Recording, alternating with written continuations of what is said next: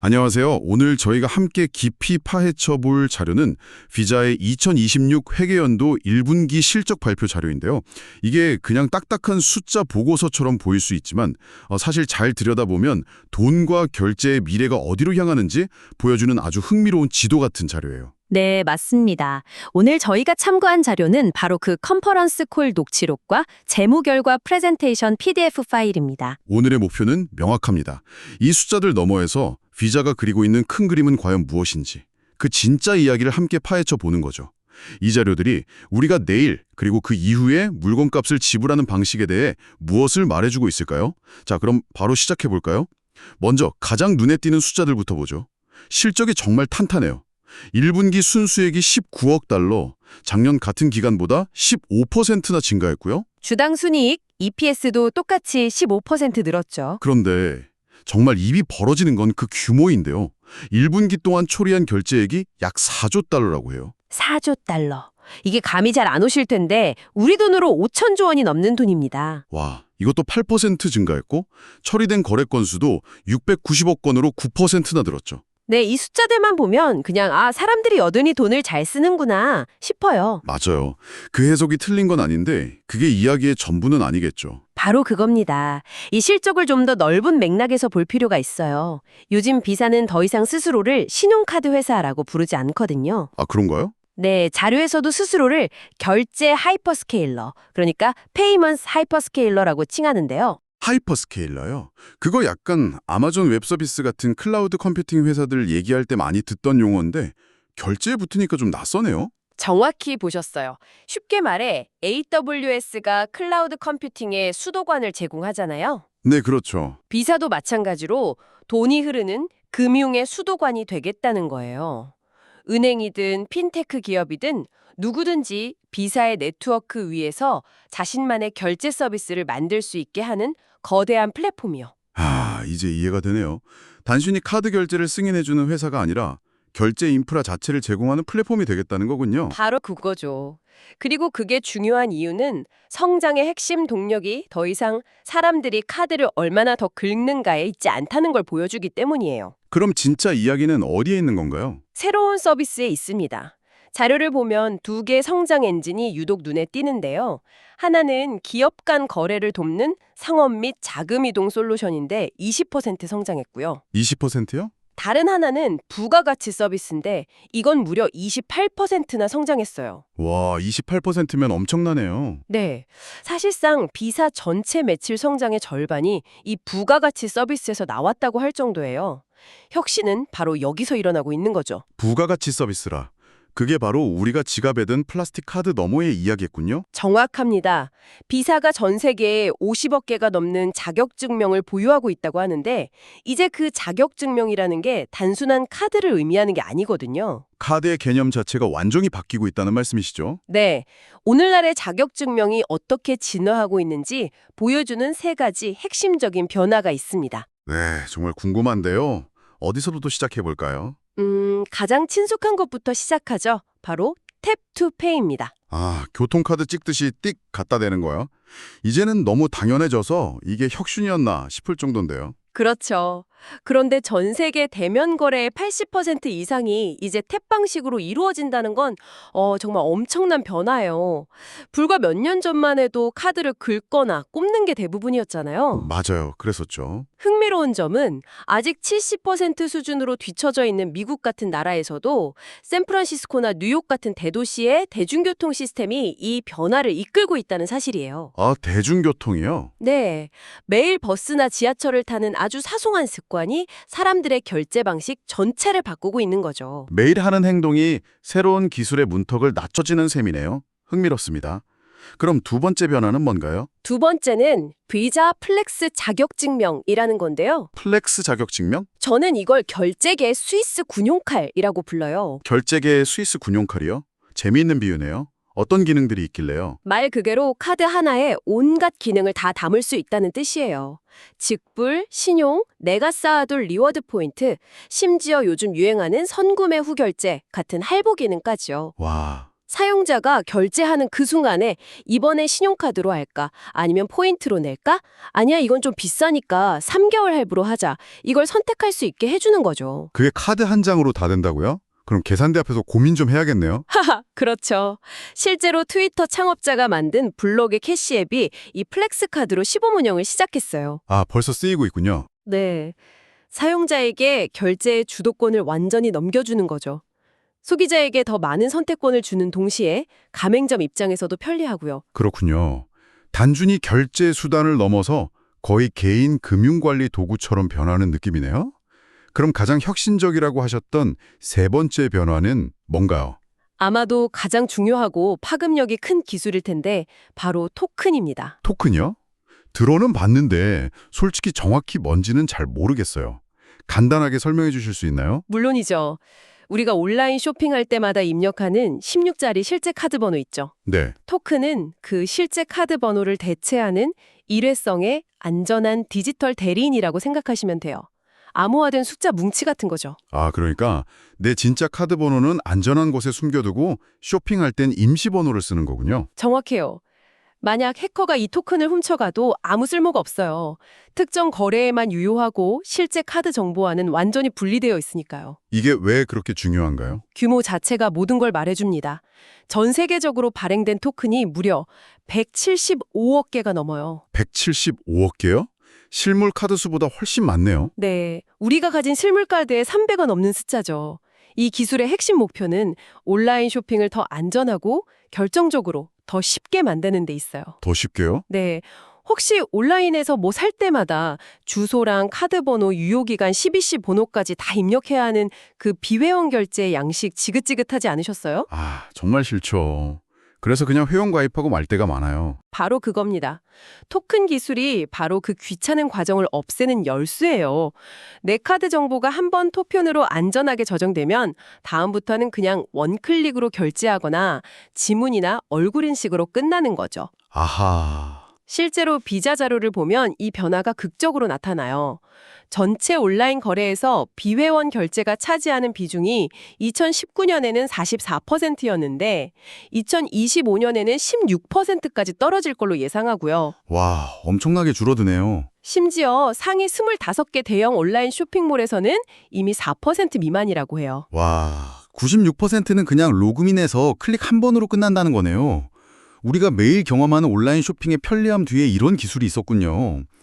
자, 정리해보면 탭으로 결제하고 카드 하나로 여러 기능을 쓰고 온라인에선 토큰으로 안전하고 편하게 결제하고 카드의 개념 자체가 바뀌고 있는 게 확실히 느껴지네요. 맞습니다. 하지만 비자는 여기서 멈추지 않고 완전히 새로운 영역으로도 나아가는 것 같아요. 자료를 보니 거의 공상과학 영화에나 나올 법한 이야기들도 있더라고요. 맞습니다. 세 가지 큰 미래의 도전 과제를 살펴볼 수 있는데요. 첫 번째가 바로 에이전티 커머스입니다. 에이전트 커머스요? 만약 저희 집 스마트 냉장고가 우유가 떨어진 걸 스스로 파악해서 제일 저렴한 온라인 마켓에서 주문하고 결제까지 마치는 그런 건가요? 바로 그거예요. AI 비서나 스마트 기기, 심지어 자동차 같은 에이전트가 나를 대신해서 자율적으로 결제를 수행하는 미래죠. 와, 그런데 여기서 질문이 생기잖아요. 내 냉장고를 어떻게 믿고 내 신용카드 정보를 맡기지? 네, 바로 그 생각했어요. 멋지긴 한데 솔직히 좀 무섭기도 하고요. 제 허락 없이 돈이 막 나가는 거잖아요. 보안은 정말 괜찮을까요? 아주 좋은 지적이에요. 그리고 그에 대한 비자의 해답이 바로 방금 이야기했던 토큰 기술입니다. 아, 여기서 또 토큰이 나오는군요. 네.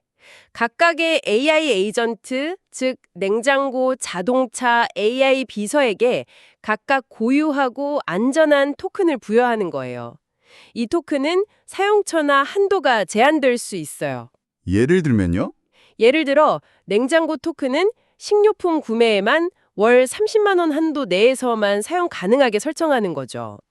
이렇게 되면 당신의 실제 카드 정보는 절대 노출되지 않고 에이전트는 정해진 규칙 안에서만 안전하게 결제할 수 있게 됩니다. 아, 에이전트마다 다른 열쇠를 쥐어주는 거군요. 그렇죠. 위자는 이 미래 결제 환경에서 신뢰를 보장하는 신뢰 계층, 트러스트 레이어로 자리매김하려는 겁니다. 이걸 위해 AWS나 클라우드플레어 같은 거대 기업들과 파트너십을 맺고 있다는 건 이 미래가 생각보다 훨씬 가깝게 와 있다는 뜻이겠죠. 이건 더 이상 상상이 아니라 지금 기술적인 기반이 차곡차곡 만들어지고 있는 현실이네요. 맞습니다. 그럼 두 번째 미래 도전은 뭔가요? 암호화폐 이야기도 빠질 수 없을 것 같은데요. 네, 바로 스테이블 코인입니다. 요즘 워낙 말이 많다 보니 위자도 비자 코인 같은 걸 만드나 궁금해 하실 수 있는데 결론부터 말하면 전혀 아니에요. 아, 그런 게 아니군요. 그럼 대체 뭘 하고 있는 건가요? 미자는 암호화폐에 직접 투자하거나 코인을 만드는 대신 달러 같은 실제 화폐의 가치가 고정된 디지털 화폐, 그러니까 USDC 같은 스테이블 코인과 전통적인 금융 시스템 사이를 잇는 다리를 놓고 있어요. 다리를 놓는다?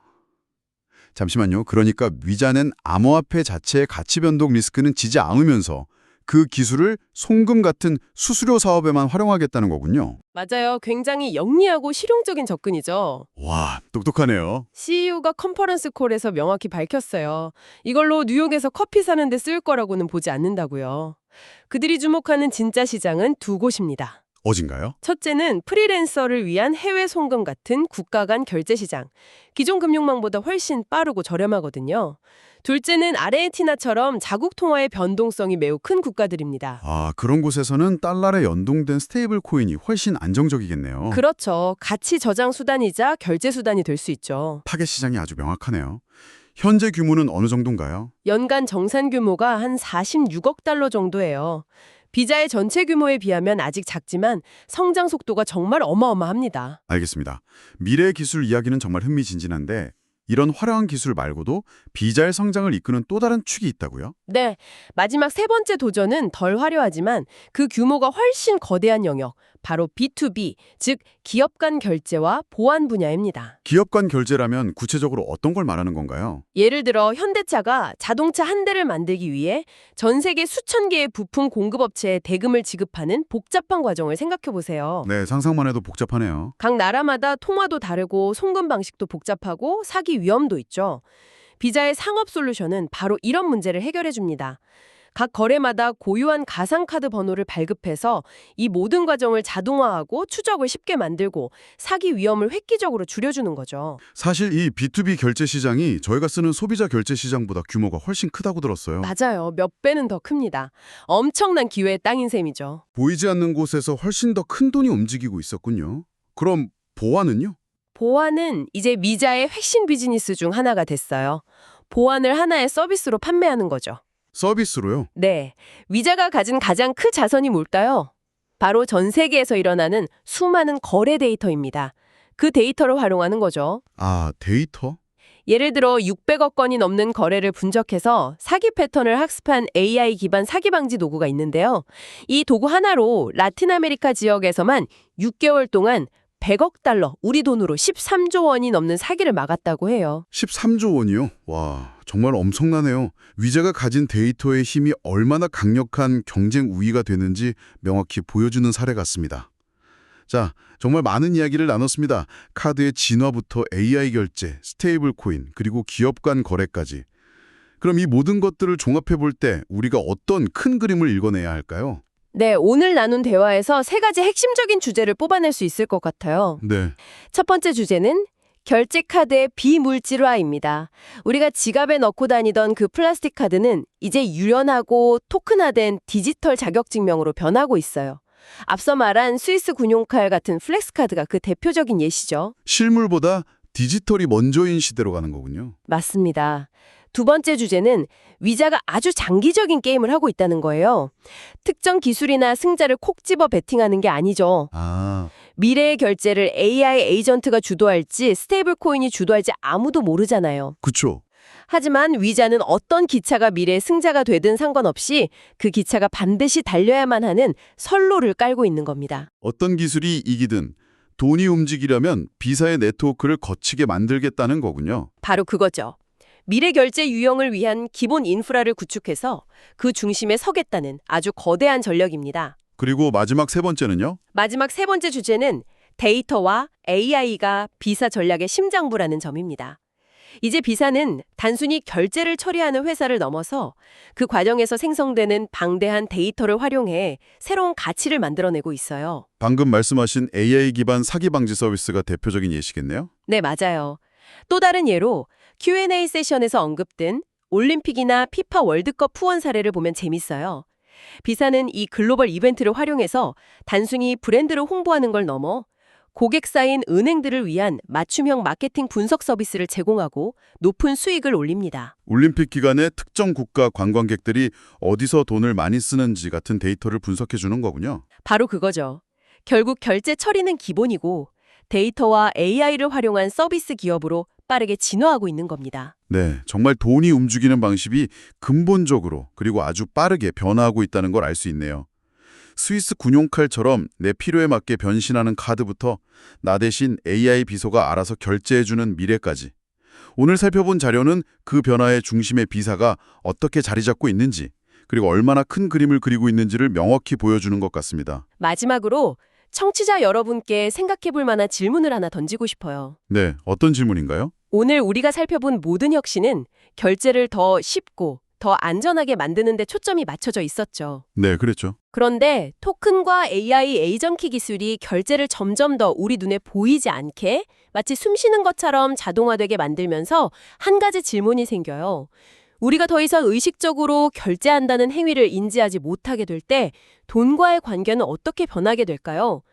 결제의 마찰이 거의 사라져 버릴 때 그것은 우리의 예산 관리나 재정적인 인식에 과연 어떤 의미를 가지게 될까요? 생각할 거리를 던져주는 아주 흥미로운 질문이네요. 오늘 저희와 함께 해주셔서 감사합니다. 다음 시간에 더 깊이 있는 분석으로 다시 찾아뵙겠습니다.